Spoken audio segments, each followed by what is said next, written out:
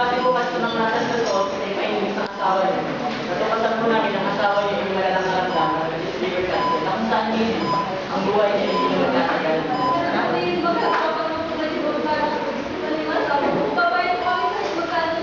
Pasensya na po, misis, pero wala akong tulong sa ganitong karamdaman. Magtiwala na lang po kayo sa akin.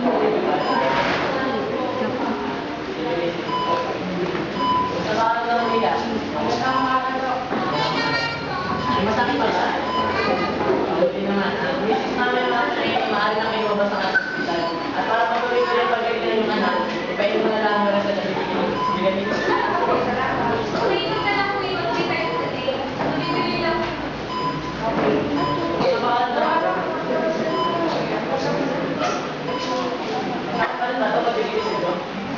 Dito. Pagbitawan ko.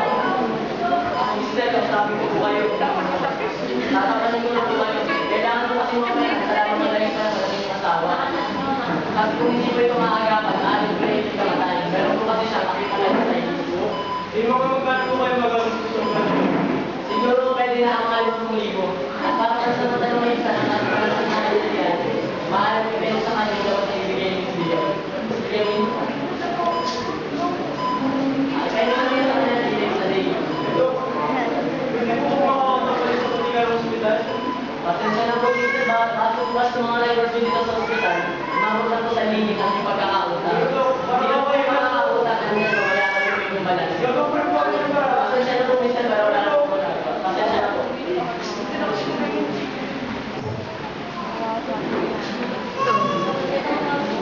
Pinaaral dito. Basta pa sa amin.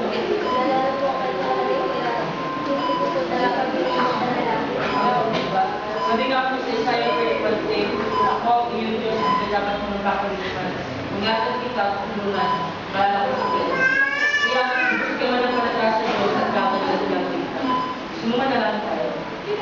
Ayun po, Jack, pinagbalan ko na lang sa akin, no? Na, yun na namin kailangan. Ikaw, kayo nun po, sasama mo lang sa aking panalangin. Salamat ka po, Ama, sa kanyang pananampalataya sa iyo. Pinagalit mo sila at pinalakas. Pangalan na Jesus. Amen. Sige po, maroon na po. Salamat po.